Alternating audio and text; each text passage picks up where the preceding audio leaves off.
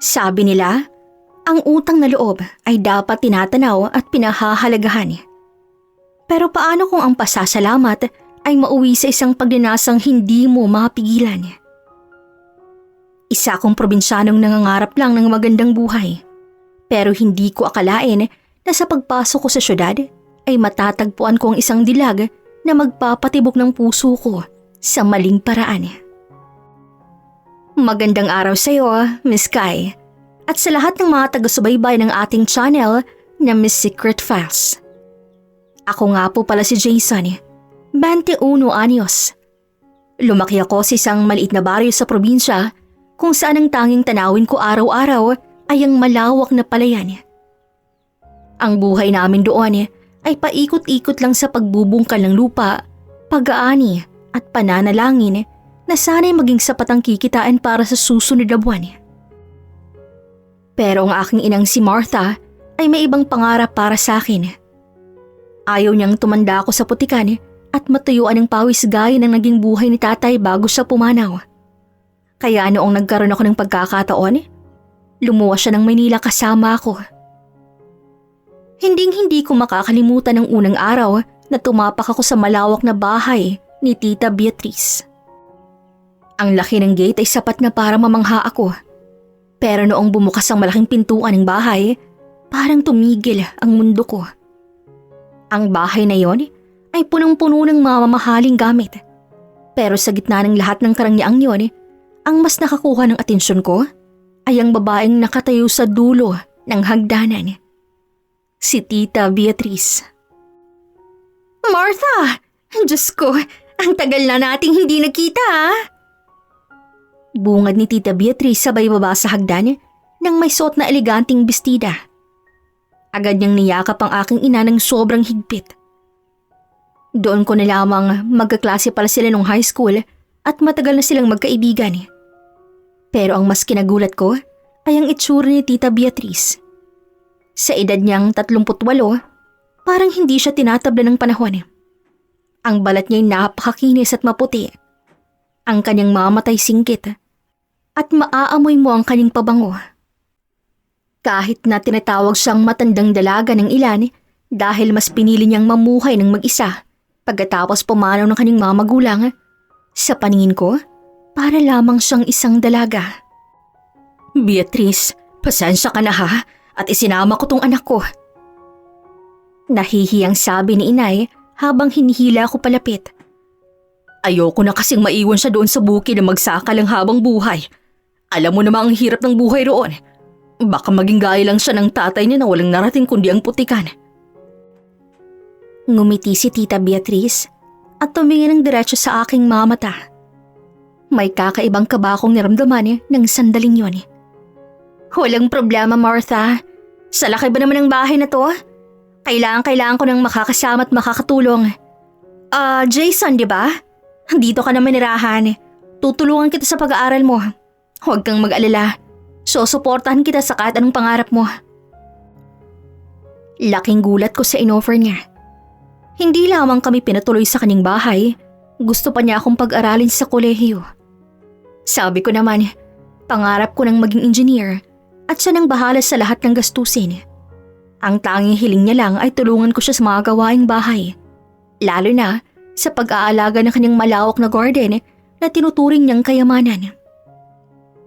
Nahihiya man si nanay dahil sa sobrang kabaitan ni Tita Beatrice. Sinabihan siya nito na hindi yun problema dahil gusto niyang makatulong sa matalik na kaibigan.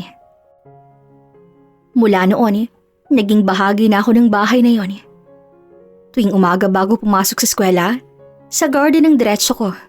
Doon ako tinuturuan ni Tita Beatrice kung paano mag-ayos ng mga halaman. Minsan, pagkatabi kaming nagbubungkal ng lupa sa ilalim ng sikat ng araw. Bagaman may makakatulong naman sa loob ng bahay, mas gusto ni Tita Beatrice na siya mismong mag-aayos nun. Jason, dahan-dahan lang sa pagtrim ng mga halaman na yan ha. Maselan sila. Kailangang dahan-dahan lang ang bawat haplos para hindi sila malanta. Malambing niyang sabi habang ginigiya ang kamay ko. Ramdam ko ang lambot at init ng kanyang palad sa balat ko. Para akong nakuryente sa hawak na yon.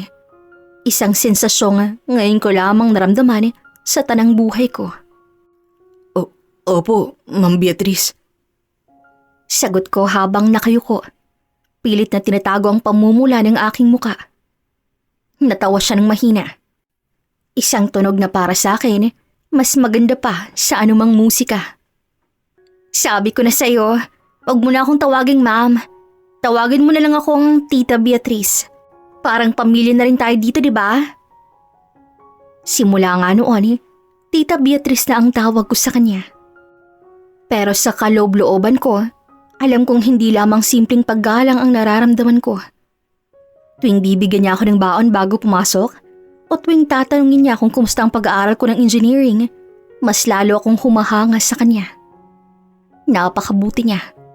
Bukod sa suportang pinansyal, naramdaman ko ang tunay na pagkalinga na hindi ko inaasahan mula sa isang taong hindi ko naman kadugo. Isang hapon, habang nag-aaral ako ng mga komplikadong formula sa veranda, nilapitan niya ako at binigyan ng malamig na juice. Magpahinga ka muna, Jason. Masyado kang masipag. Siguradong magiging mahusik kang engineer balang araw at mapapaalis mo ang ina mo sa pagtatrabaho. Tumingala ako sa kanya at nakita ko ang tapat na paghanga sa kanyang mga mata. Sa mga sandaling yon, hindi ko maiwasang mapansin ang kanyang mapupulang labi at ang dahan-dahang pag-ihip ng hangin sa kanyang buhok. Napakaganda niyang talaga. Parang isang anghel na bumaba sa lupa para iligtas ako mula sa kahirapan. Habang tumatagal ang aming pagsasama sa ilalim ng isang bubong, ang utang na loob na dapat ay pasasalamat lang ay unti-unting nahahaluan ng isang pagnanasa na alam kong maling-mali. May mga gabing hindi ako makatulog dahil iniisip ko ang kanyang mga ngiti. Minsan kapag nagkakasalubong kami sa hallway nang nakapantulog lang siya, agad akong napapaiwas ang tingin. Pero hindi ko mapigil ang mapansin ang hubog ng kanyang katawan na para bang hindi tumatanda. Nahihiya ako sa sarili ko dahil tinuturing niya kaming pamilya, pero ang utak ko'y naglalakbay sa mga bagay na hindi ko dapat iniisip. Paano ko nga ba sasabihin sa aking ina na ang anak niya ay nahuhulog na sa kanyang kinikilalang kaibigan? Paano ko pipigilan ang puso ko kung bawat ngiti, bawat tawa, at bawat haplos si Tita Beatrice para bang nawawala ako sa aking sarili? Alam kong nagsisimula pa lamang ang lahat at alam kong ang pag-aaral ko ang dapat na prioridad ko. Pero mas lalong nagiging mahirap ito ng atensyon sa libro kapag ang inspirasyon mo ay nasa kabilang kwarto lang. Lumipas ang 2 taon, ngayon nasa 3rd year na ako sa kursong engineering at konti na lamang hihintayin ko matatapos na ako sa pag-aaral. Malaki na rin ang pinagbago ko mula nung unang araw na lumuwas ako galing sa probinsya. Hindi na ako yung dating patpatin at mukhang sakitin dahil sa maayos sa pagkain dito sa bahay at sa pagtatrabaho. Lumapad ang aking balikat at naging maskulado ang aking pangangatawan. Naging maayos na rin ang aking mga kasuotan dahil sa mga binibili ni Tita Beatrice para sa akin. Mga polo at mga pantalon na bumabagay sa aking bagong tindig. Isang hapon, habang nagpapahinga kami sa veranda at ninanam namang malamig na simoy ng hangin, kitang-kita ang bilib sa mga mata ni Tita Beatrice habang nakatingin sa akin. Martha, tingnan mo nga naman ang anak mo. Malaki ng pinagbago. Hindi mo naiisipin na galing sa bukid at nag-aararo lamang noon. Konti na lang at magkakaroon na tayo ng engineer dito sa bahay. Nakangiting sabi ni Tita Beatrice kay inay habang nagtitimpla sila ng tsaa. Nako Beatrice, hindi ko talaga makakalimutan ang tulong mo sa amin. Utang namin sa iyo ang lahat ng narating ni Jason. Kung hindi dahil sa kabutihan mo, baka hanggang ngayon nagtitiis pa rin siya doon sa probinsya. Sagot naman ni inay na bakas ang labis na katuwaan at pasasalamat sa kanyang boses. Dahil gusto ko ring makatulong at mabawasan ang gastusin ni tita sa akin, pinaalam ko sa kanilang isang magandang balita. Tita, nga pala, nakahanap po ako ng sideline malapit sa school. Para po hindi na po kayo laging nag-abot ng pabaon sa akin araw-araw. May sarili na po akong panggastos para sa projects ko sa school. Natawa naman ng mahina si Tita Beatrice at tinukso pa ako sa harap ng inay. Itabi mo na lang yung kikitain mo, Jason. Ipunin mo para sa magiging girlfriend mo balang araw. Siguradong marami nang magkakandara pa sa'yo sa school. Sabi ko naman sa'yo, ako nang bahala sa lahat hanggang sa makapagtapos ka at makuha mong lisensya mo. Huwag mo nang intindihan ang pabaon mo dahil obligasyon ko yan bilang tita mo. Sa kabila ng pagiging abala ko sa kolehiyo, naging mas malapit pa kaming dalawa ni Tita Beatrice. Doon pa rin kami madalas nagkakasama sa garden kung saan nagsimula ang lahat. Doon sa gitna ng mga rosas, unti-unting lumalim ang aming ugnayan. Ang aming pagmamahalan ay parang mga bulaklak na maingat naming inaalagaan. Unti-unting umusbong mula sa simpleng pasasalamat, lumago sa bawat pag-uusap. At naging isang makulay na katotohanan na kaming dalawa lang ang nakakaalam. Pero ang aming ugnayan ay may madilim at mabigat na sikreto na tinatago namin sa ilalim ng bubong na to. Walang kaalam-alam ang aking inay na gabi-gabi kapag mahimbing na ang kanyang tulog dahil sa pagod sa pag-aayos ng bahay, ay may ibang bulaklak pala akong dinidiligan sa loob ng bahay na to. Marami nang nangyari sa aming dalawa ni Tita Beatrice sa loob ng kanyang silid kapag tulog na ang lahat. Doon ko pinapadama sa kanya ang lahat ng pagnanasa at pag-ibig na matagal kong kinimkim mula noong araw na makita ko siya. Isang gabi, habang magkayakap kami sa loob ng kanyang kwarto pagkatapos ng aming bawal na sandali, hindi napigilan ni Tita Beatrice na mabahagi ang kanyang matinding pangamba. Jason, hanggang kailan ba tayo magtatago sa inay mo? Natatakot ako na kapag nalaman niya to, baka hindi niya tayo mapatawad. Napakabigat ng kasalanang ginagawa natin sa kanya dahil tinuturing niya na akong kapatid. Bulong niya habang nakasandal ang ulo sa aking dibdib at nilalaro ang aking mga daliri. Hinaplos ko ang kanyang buhok para pakalmahin siya. Kahit ako man, nakakaramdam ng kaba sa tuwing naiisip ko si Mama. Beatrice, huwag mo nang masyadong isipin yan sa ngayon. Matatanggap din tayo ni Mama sa tamang panahon. Dahil wala naman tayong masamang ginagawa eh. Nagmamahalan lamang tayo. At nakikita mo naman kung gaano ako kaseryoso sa'yo, di ba? Hindi ito laro lang para sa akin. Pero Jason, ang agwat ng edad natin, 21 ka lang at 38 na ako. Isipin mo na lang ang sasabihin ng ibang tao kapag nalaman nilang ang inaalagaan kong inaanak, pinatulan ko. At si Martha, paano ko siya titingnan sa mga mata kapag nalaman niyang ang anak niya, nakuha ko na. Hindi ako sumagot agad dahil alam kong may punto siya. Ang 17 taong agwat namin at ang katotohanang matalik siyang kaibigan ng aking inay ang pinakamalaking pader na nakaharang sa aming hinaharap. Pakiramdam ko'y palagi kaming naglalakad sa manipis na lubid na anumang oras pwedeng maputol. Sa loob ng 2 taon na yun, naging bihasa na kami sa pagtatago. Sa harap ni Mama, ako pa rin ang masunuring inaanak at siya pa rin ang mapagbigay na tita. Pero sa likod ng mga saradong pinto, kami 2 taong naghahangad ng kalinga ng isa't isa. Patuloy naming dinidilig ng aming bawal na pag-ibig sa gitna ng kadiliman. Umaasang hindi kami malalanta kapag dumating ng araw na kailangan na naming harapin ang sikat ng araw at ang bagsik ng katotohanan.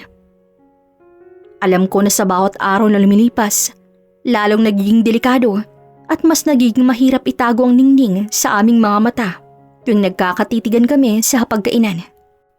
Pero sa tuwing tinititigan ko si Tita Beatrice, nawawala ang lahat ng pagdududa ko. Handa akong harapin ang galit ng aking inay at ang pangungutya ng buong mundo. Basta't sa huli, kasama kong babaeng nagbigay sa akin ng bagong buhay. Ang babaeng tinatawag kong tita sa harap ng mundo, pero ang nag-iisang reyna ng puso ko sa likod ng lahat ng pagkukunwari. Isang umaga, habang masaya kaming 3 na nag-aalmusal sa hapagkainan, biglang napatigil sa pagsubo si Tita Beatrice. Hindi niya natapos ang kanyang pagkain at mabilis siyang napatayo para tumakbo patungo sa lababo dahil bigla siyang naduwal. Mabilis akong napatayo at lumapit sa kanya para hagurin ang kanyang likod habang pilit ang inilalabas ang nararamdamang sama ng loob. Habang si Mama naman ay bakas din ang matinding pag-aalala sa kanyang mukha habang mabilis na kumuha ng baso ng tubig. Sinabi lamang ni Tita Beatrice sa masama ang kanyang pakiramdam at baka dahil lang sa pagod sa trabaho o puyat sa pag-ayos ng mga papeles. Pero hindi doon natapos ang lahat dahil naulit pa ang ganong mga tagpo sa mga sumunod na araw hanggang sa naging madalas na ang kanyang pagkahilo. Isang gabi, habang kaming dalawa lang naiiwan sa kanyang silid para mag-usap tungkol sa sitwasyon, sa wakas, inamin na nga ni Tita Beatrice sa akin ang katotohanang nagpabago sa takbo ng aming buhay. Nalaman kong buntis siya. Doon parang gumuho ang mundo ko dahil sa matinding gulat na naramdaman ko. Hindi ko malaman ang gagawin dahil third year pa lang ako at hindi pa nakapagtatapos ng kolehiyo. Pero heto, at magkakaroon ako ng anak sa babaeng tinuturing na tita sa harap ng iba. Hindi rin nagtagal ay hindi na namin naitago ang lahat dahil mabilis lumaki ang tiyan ni Tita Beatrice at naging kapansin-pansin ang kanyang kalagayan sa bawat kilos niya sa loob ng bahay. Dahil dito, isang gabi, bago pa man may makapansin ng ibang tao sa labas, napagpasya naming aminin na kay Mama ang lahat. Ako ang unang bumasag sa katahimikan habang nakaupo kaming tatlo sa sala. Ramdam ko ang lamig ng pawis sa aking mga palad. Ma, patawarin niyo po sana kami. Nabuntis ko po si Tita Beatrice. Lakas loob kong sabi, kahit nanginginig ang aking boses at hindi ako makatingin diretso sa kanya.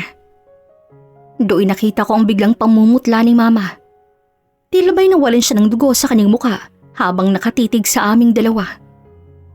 Ang kanyang mukha ay napalitan ng isang hindi maipaliwanag na galit at pait na ngayon ko lamang nakita sa buong buhay ko.